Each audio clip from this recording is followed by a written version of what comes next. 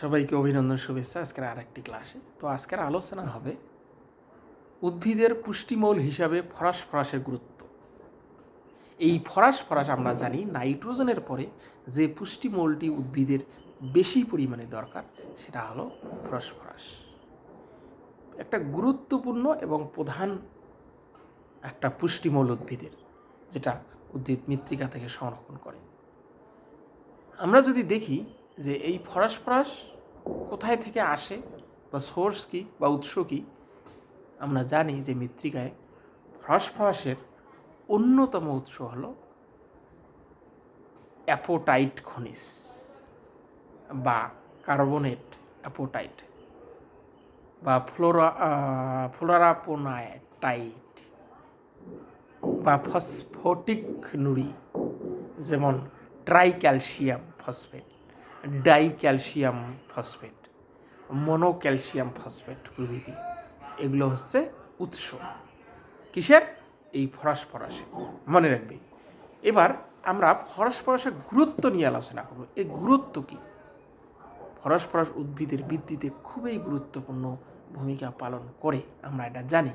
তবে এই প্রত্যেকটি সজীব কোষে আমরা যদি দেখি যে প্রত্যেকটি সবুজ বা সজীব কোষে যাদের জীবন আছে সেটা হচ্ছে সজীব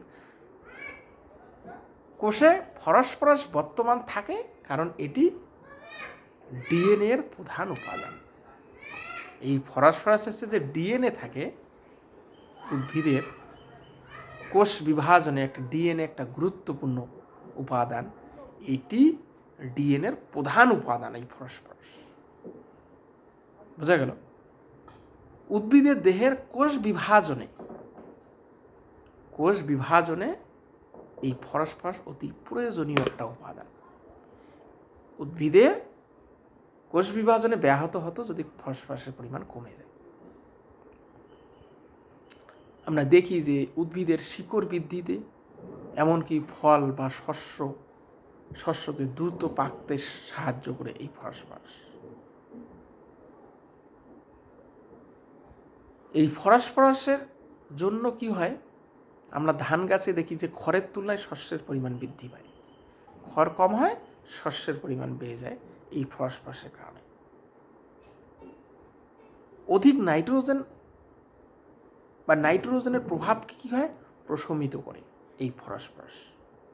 হ্যাঁ, মনে রাখবে, মাটিতে নাইট্রোজেন সৃষ্টিকারী যে জীবাণু বৃদ্ধিতে সাহায্য করে কে? এই ফসফরাস। মনে রাখবে। ফ্যাট বা স্নেহজাতীয় পদার্থ বৃদ্ধিতেও গুরুত্বপূর্ণ ভূমিকা রাখে এই ফসফরাস। এই ফসফরাসের জন্যই কি হয়, ফসল খুব পরিপুষ্ট হয়, সুস্বাদু হয় এবং সহজেই পাকে। আমরা তাহলে কিভাবে শনাক্ত করব বা কিভাবে উদ্ভিদকে বা ধান গাছকে দেখে বুঝবো যে ফসফরাসের অভাব রয়েছে বা ঘাটতি রয়েছে? যে আমরা যেটা দেখব যে উদ্ভিদের পাতা লালচে হয়ে যায়, লাল হয়ে যাচ্ছে, উদ্ভিদ খর্বাকার হয়ে যাচ্ছে, বা উদ্ভিদের বৃদ্ধি পাচ্ছে না, বা উদ্ভিদ কোষ বিভাজনে গাছ বড় হচ্ছে না, অভাবজনিত লক্ষণ। উদ্ভিদের নাইট্রোজেন শোষণ ক্ষমতা কমে যাচ্ছে, ফসল পাকতে সময় বেশি লাগছে, এগুলো হচ্ছে অভাবজনিত লক্ষণ। আমরা এটা দেখে বুঝবো যে মৃত্তিকায় ফসফরাসের ঘাটতি দেখা দিয়েছে। বোঝা গেল? এবার মৃত্তিকায় যদি ফসফরাসের পরিমাণ বেড়ে যায়, তাহলে আমরা কি করে বুঝবো কি লক্ষণ দেখা যাবে, সেটা আমরা আলোচনা করব।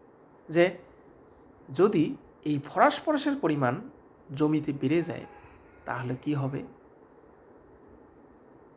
উদ্ভিদ বা গাছ বা ধান গাছ যে অন্যান্য পুষ্টিমূলগুলো সেগুলো সংগ্রহ করতে পারবে না। যেমন নাইট্রোজেন বলো, ক্যালসিয়াম বলো, পটাশিয়াম বলো, ম্যাগনেসিয়াম বলো, এগুলা কী করতে সংগ্রহ করতে পারবে না। তার ফলে কি হবে, উদ্ভিদের যে একটা স্বাভাবিক বৃদ্ধি, ন্যাচারাল গ্রোথ, সেটা বন্ধ হয়ে যাবে এবং উৎপাদন ক্ষমতা কি হবে, কমে যাবে, হ্রাস পাবে। তার মানে ফসফরাস যদি বেশি হয়, সেটাও উদ্ভিদের পক্ষে ক্ষতিকর। বোঝা গেল? এটা যদি বেশি হয়ে যায় তাহলে উদ্ভিদ এইসব লক্ষণগুলো দেখা যাবে। তাহলে আমরা নিয়মিতভাবে ফসফরাসও দিব, আবার অতি যদি আমরা বেশি করে দিই তাহলে কিন্তু আমাদের ক্ষতি হবে, এটা মনে রাখতে লাগবে। তো এই ছিল উদ্ভিদের বৃদ্ধিতে ফসফরাসের গুরুত্ব। তো আজকের ক্লাস এই পর্যন্তই।